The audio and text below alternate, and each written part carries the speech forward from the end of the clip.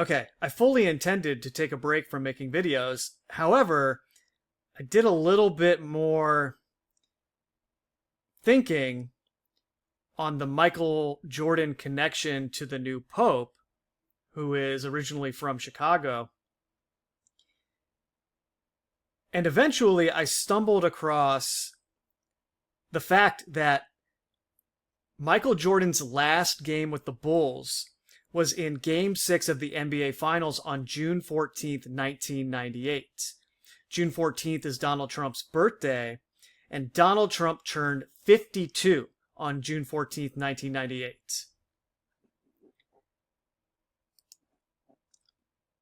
Those of you who watched the NBA back then will remember that Michael Jordan hit the game-winning shot against the Utah Jazz to give the Bulls an 87-86 win with 5.2 seconds left in the game. So on Donald Trump's 52nd birthday, Michael Jordan hits this game-winning shot in Game 6 of the NBA Finals with 5.2 seconds left in the game. Now, I don't even want to speculate on how something like this is possible, even if it's scripted for this to transpire. Just thinking about all of the things that would have to perfectly fall in line for Jordan to take the shot and have the clock stop precisely at 5.2 seconds so it could be this symbolic tribute to Donald Trump's 52nd birthday, and in that way reinforce the subconscious 9/11 programming that was embedded into both of those characters, Michael Jordan and Donald Trump. Clearly that's what this is in effect, but as far as the mechanics of how it actually unfolds, I don't know. It's a little bit beyond the scope of my ability to explain. Now, as they go over it here on the Wikipedia page, he steals the ball with 18.9 seconds left in the game, and then he's in control of it, dribbling it around, and eventually he crosses up the defender and takes the shot when he does, and I suppose all it would require is whoever is operating the clock to make sure that it stops right at 5.2. You could have the loose structure in place, like, hey, Jordan's going to have the ball at the very end of the game. He's going to make this steal. He's going to take the shot. And the players involved don't have to know that they're going to stop it exactly at 5.2 seconds left, right? In any event, that's all kind of irrelevant.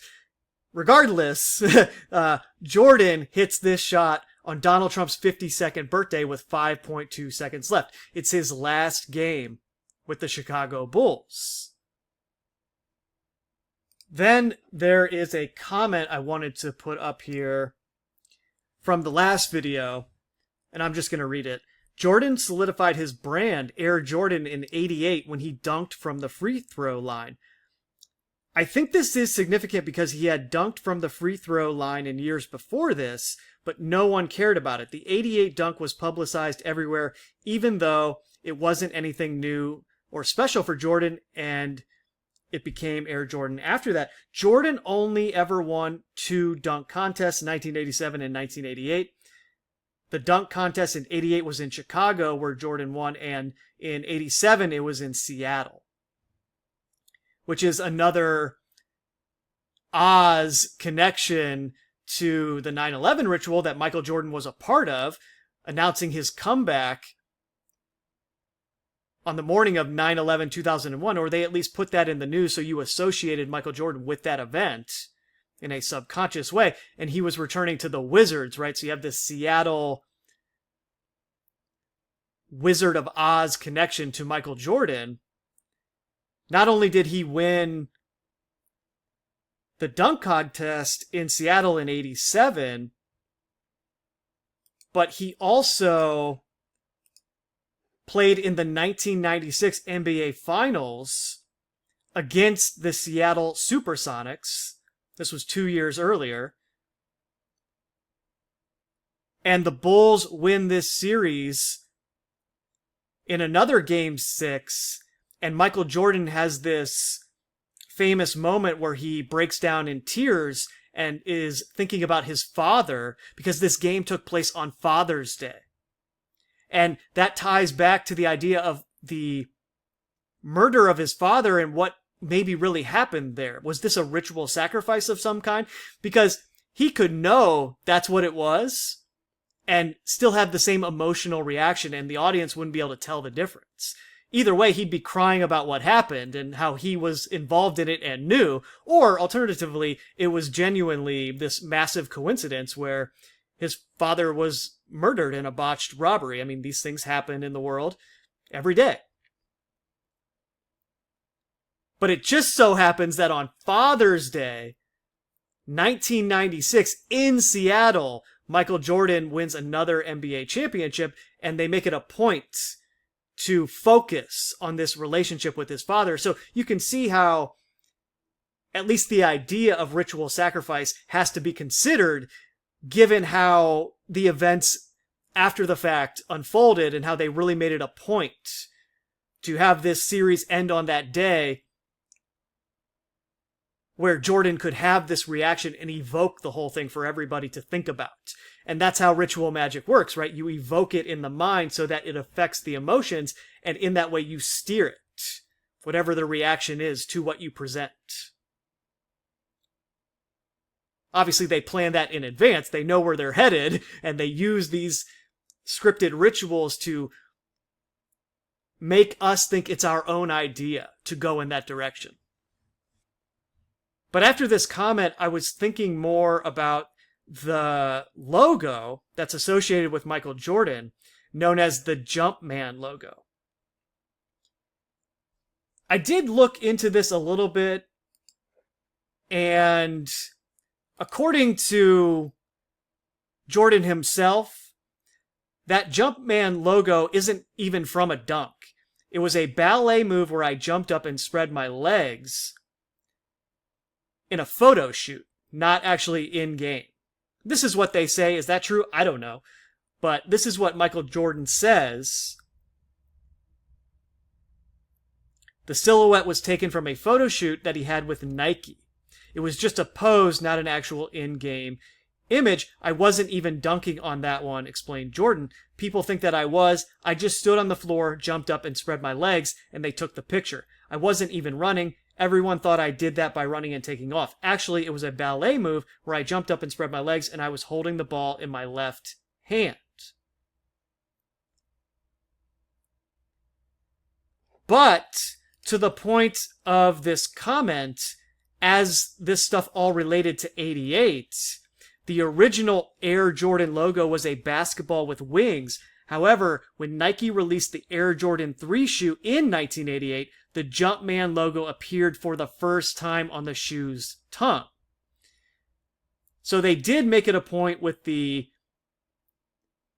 Air Jordan 3 in 1988 to make the Jumpman logo, the one we know today, a part of that shoe.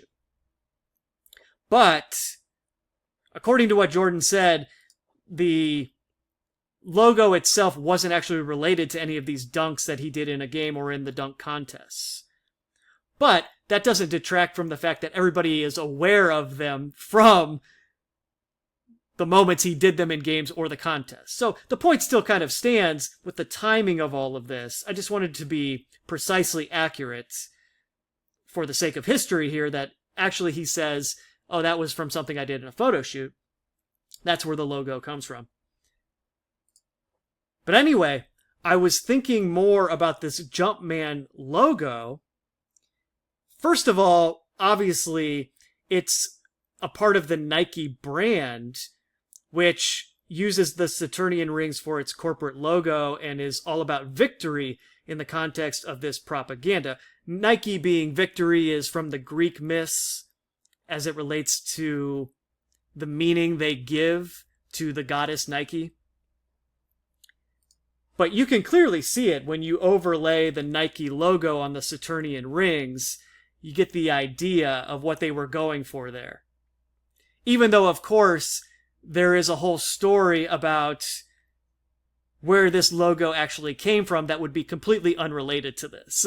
And I guess that applies to the story from Jordan about the silhouette just as much as it applies to this, because that would kind of throw off the timing related to 1988 if he's saying, oh no, that's from a photo in 1984. It doesn't have any relationship to 88. Subliminally, the Jumpman is related to the portal stuff as well, in the sense that this ritual is jumping man from one point to another, metaphorically from the foul line to the hoop. Do you see what I'm saying there? Jump man. This is the idea of jumping from one dimension into another, as they portray it in the film Stargate, right? The portal opens and the character jumps from one dimension into this other dimension by going through it. So the Jumpman logo associated with Jordan, who is associated with 9/11, is getting at that same idea, the jump man. They were sending us from one dimension into another through that ritual, which is another reason why Jordan was very intentionally associated with it. They put his name in the news right before those planes struck those towers to provide this effect subconsciously. Likewise, the Jumpman logo represents the quote-unquote Air Jordan brand. So you have quote-unquote Satan being the prince of the power of the air, and then the inversion of that in the context of Jesus being baptized in the Jordan River, i.e. Air Jordan, or his airness. This is one of Michael Jordan's nicknames, his airness. And that really encapsulates the whole thing, right? There's this association between the baptism of the man they call Jesus in the context of that story that is presented to us, which has Jesus being baptized in the Jordan River, and then they take that and invert it with all of this subconscious programming that they infuse into Michael Jordan, as he is one of the most famous people in existence. So it has a really powerful effect. And he's famous for being an elite athlete, so people don't think deeper about it. They just are in awe of his talent and they tune in to watch him. And everything that's infused into him, marketing, in any other context like that, likewise does the same thing. And you can build this subconscious narrative over time that no one is ever consciously aware of, because they're not even considering something else would be going on. In this case, Air Jordan is the inversion, right? It's the prince of the power of the air. And what that agenda is ultimately seeking to do. Jump man, yes, from one dimension into another dimension, but in reality then it's the ultimate jumping of your being itself into the grasp of Satan, sending you from where you are into its system, its design, its ability to control. What does it mean that Satan is prince of the power of the air? And you were dead in the trespasses and sins in which you once walked, following the course of this world, following the prince of the power of the air, the spirit that is now at work in the sons of disobedience. In this text, the Apostle Paul describes Satan as a prince with power because he has authentic power in the world. This power has been given to him by God, and Satan has power over some illnesses. In some sense, Satan has power over death. The reason Satan is called a prince rather than a king is that there is only one king, Jesus Christ. Satan also has power over some people, the sons of disobedience, referred to in Ephesians 2:2, are those who have not trusted Christ as Lord and Savior. The demons are also under the rule of Satan, and one of his titles is Prince of Demons. Satan has a kingdom and a throne. Satan is called a prince because he is a ruler and possesses power to manifest evil in the world through influencing people and commanding demons. The air in Ephesians 2:2 may refer to the invisible realm above the earth where Satan and his demons move and exist. This space, of course, is the location of the Earth's atmosphere or air. The term space odyssey takes on a little bit of a different meaning in this context as well, right? We do not wrestle against flesh and blood, but against the rulers, against the authorities, against the cosmic powers over this present darkness, against the spiritual forces of evil in the heavenly places. This evil realm called the air could be an actual locality, but it could also be synonymous with the world of John 12:31. This whole world is Satan's domain. Although Satan has power and authority in the current world system in which we exist, his power is limited, always under the sovereign control of God, and it is temporary. God has not revealed all the whys and whens concerning Satan's rule, but he has made it clear that there is only one way to escape the power of Satan's dominion, and that is through his son, Jesus. It is Jesus who, speaking of the impending cross, declared victory. Now the prince of this world will be driven out. I read all of that just to give you the context of where they are coming from, most likely with the Jumpman logo and Michael Jordan being Air Jordan, his airness. He is symbolically the prince of the air. Naturally, then, it makes total sense, especially remembering that Jesus, as they tell the story, was baptized at the Jordan River, that Jordan would be tied in to this new American Pope who's from Chicago. Subconsciously, they're associating the two together so that you make this connection in a subconscious way in your mind, where they're telling you the truth without actually telling you that the Pope is representing the Prince of the Air, pretending to be something that it is not. That's what the Vatican is doing. That's what all this propaganda does. It pretends to be something that it's not. This is why they tell you that this entity masquerades as an angel of light. It comes to you in the name of love. Michael Jordan is his airness. He's Air Jordan. And they told you exactly what they did, right? They inverted this story about Jesus and his baptism being near the Jordan River,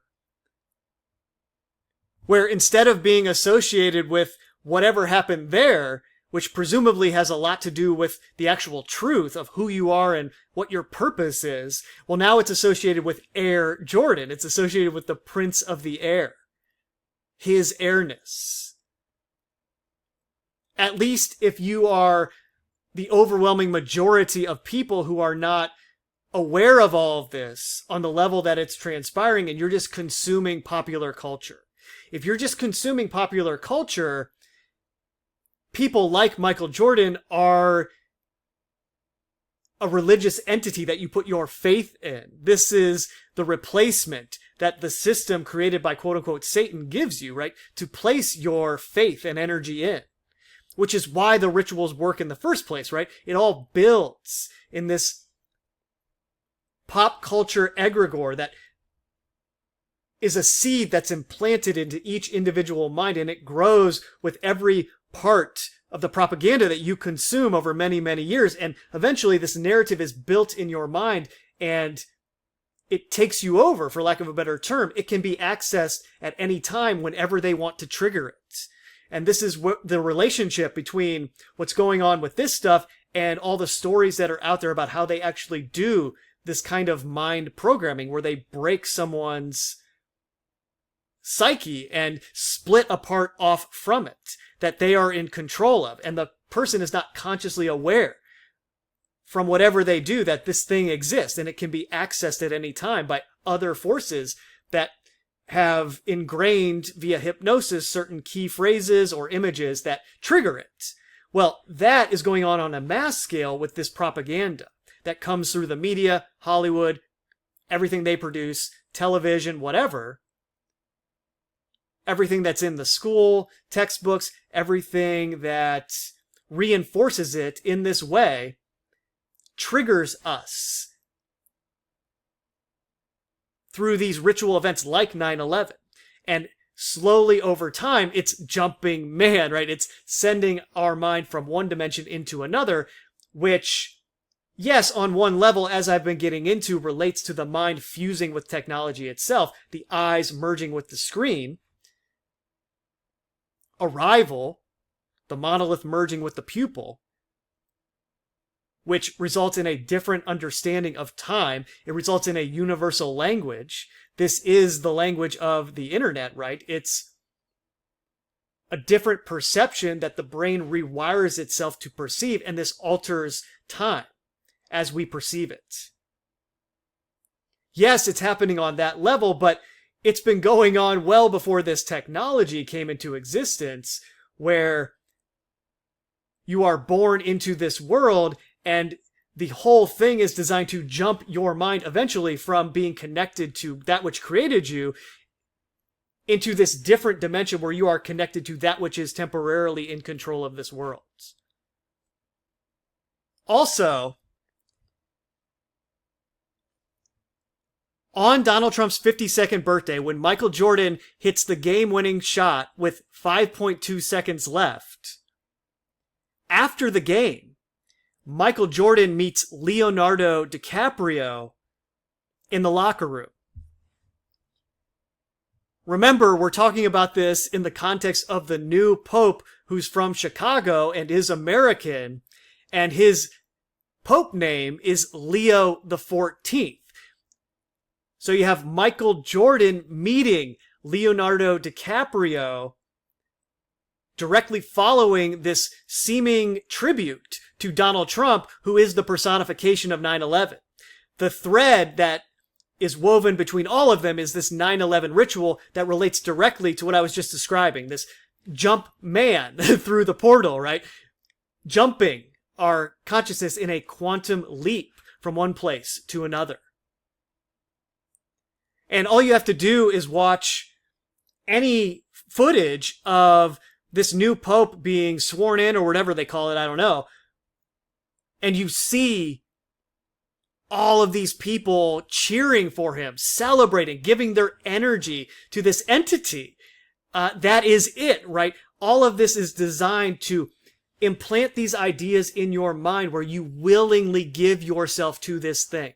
And it doesn't care if it's under false pretenses, right? Because conceivably and legally, it has given you all the information you need to discover what's really going on, at least in theory, right? It's not really a fair game, and that would be the defense in the trial, right? It's like, well, this is not informed consent. You're attempting to exploit a loophole here. In order for a contract to be valid, there must be informed consent. You have to be aware of what you're signing. So in reality, there is no contract based on you being fooled by good intentions or the presentation of good intentions. When something masquerades as an angel of light and gets you to sign a contract, the contract is null and void because there was not informed consent. It was based on deception. But anyways, that's what's taking place. All of this is designed to steer collective awareness into giving itself willingly to these things, and it then feeds on this energy to sustain itself and grow and shape the energy in whatever way it sees fit, redirect it here, shift it over there. And through that process, this system we can all observe being built all around us has slowly taken shape. It's no different when you go to a concert and people are treating these musicians as if they are the Pope, right? They're treating these musicians as if they're religious figures. Some people, their whole lives are about these entities, and they go to the concert and they just open their whole being up and give everything they have to the people that are on the stage.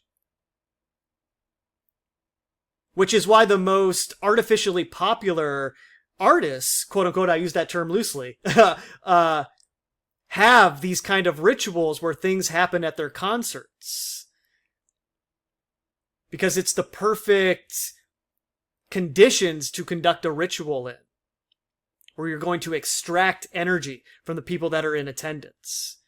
I mean, it's happening in a concert the same way it happens when people gather to give their energy to this Pope.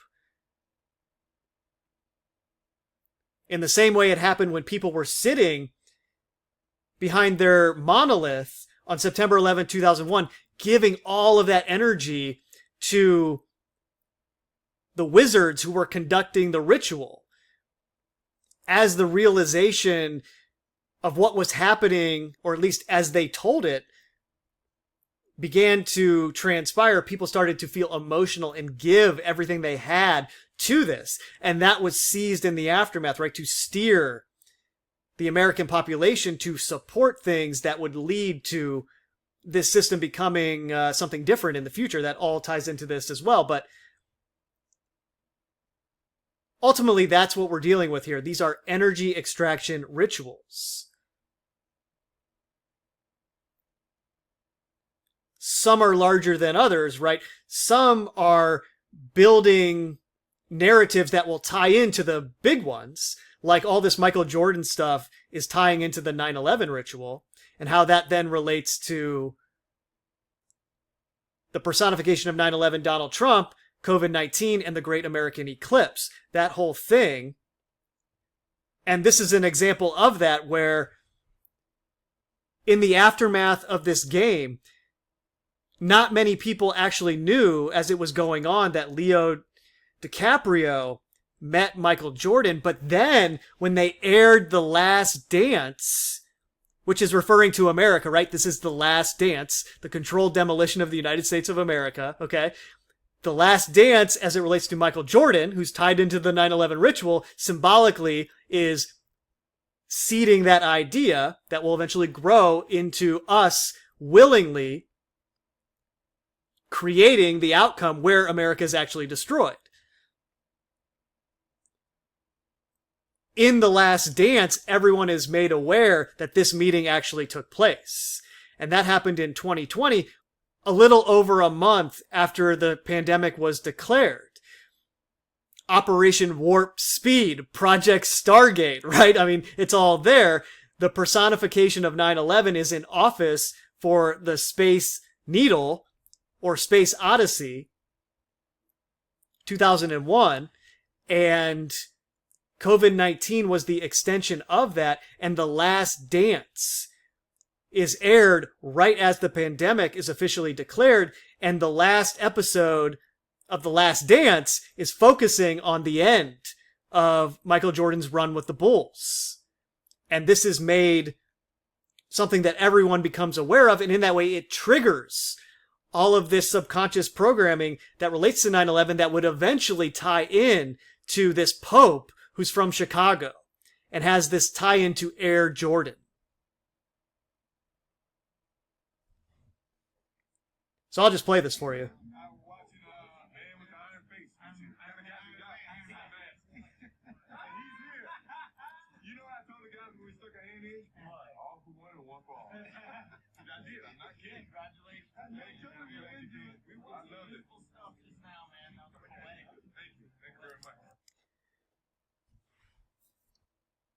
So as the story goes, Michael Jordan says that he watched Leo DiCaprio's movie, The Man in the Iron Mask, and he calls it The Man in the Iron Face.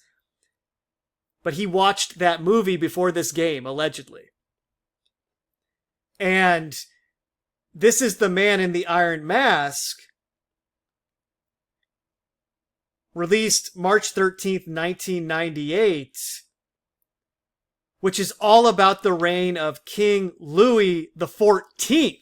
Okay, so the new Pope chose the name Leo XIV, and you have Michael Jordan referencing this film that's about Louis XIV, starring Leo DiCaprio.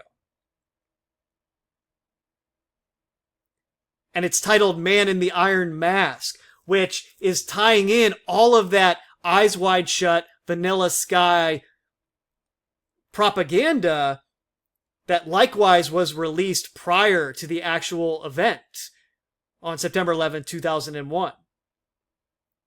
This is an article from CBS. The Last Dance, Michael Jordan met Leonardo DiCaprio in the locker room after winning his 6th NBA title. In 1998, Michael Jordan and Leonardo DiCaprio were two of the biggest stars in the world. Both were at or near the very top of their respective positions. Jordan was a 5-time NBA champion chasing his 6th title and second three-peat with the Chicago Bulls, while DiCaprio was launched into stardom thanks to his leading role in Titanic, which became the most successful box office movie in the history of cinema a year prior. And that goes to my point about why they do this stuff. 2 of the biggest stars at the time are embedded subconsciously with this stuff because it will later be triggered as a part of larger rituals. And they absorb so much energy as quote-unquote stars that it gives it power in the realm of the mind, in the realm that the conscious mind is not perceiving. As we saw in footage that aired during Sunday night's finale of The Last Dance on ESPN, Jordan and DiCaprio crossed paths for the first time in June of '98, immediately after Jordan won his 6th NBA championship. A 23-year-old DiCaprio was on hand in Salt Lake City to watch the Bulls take down the Utah Jazz in Game 6, and the actor made his way into the Bulls' locker room as they celebrated the championship-clinching win. Both seemed pretty excited to be graced by one another's presence. Jordan had apparently watched DiCaprio star in Man in the Iron Mask, or Man in the Iron Face if you ask MJ, earlier that day, and DiCaprio was extremely complimentary of Jordan's performance to close out the series, calling it poetic. So Leo DiCaprio meets Michael Jordan after this game, and Michael Jordan references his movie The Man in the Mask, which is about King Louis XIV. And subconsciously, the mind processes all that as Leo the 14th, relating to Michael Jordan and Chicago. As that then relates to what I was talking about earlier about the angel that masquerades as light, it's in a mask, as it were, right? It's hiding behind a mask that it puts over its face. No wonder that Tom Cruise is so associated with masks in that context. I forgot about the Mission Impossible films where he's wearing masks all throughout that too. It's like a big theme where they put on these fake faces. So yeah, this game, June 14th, 1998, Donald Trump's 52nd birthday, Michael Jordan's last game with the Bulls. He hits the game-winning shot with 5.2 seconds left on the clock. His airness is associated intentionally with Nike because it's all about this idea being planted in your mind that the Prince of the Air will be victorious in its efforts to dethrone God. And ultimately, that's what the Donald Trump programming is all about, as I was getting into in the last video relating to the opening, metaphorically, of the Golden Gate. Jumping man through that gate, symbolically, as it relates to the Prince of the Air succeeding, the end result of actually achieving that. Hopefully you can see how this is all placed in the mind in a way that we will, if it gets its way, manifest this whole thing for it. We'll willingly choose to do it because we're unaware of what's really transpiring. And along those lines, hopefully now every time you see this logo that's everywhere, it won't have the same effect on you anymore, which is the whole point of doing these videos. But that's it for this one. Talk to you guys later. That's it.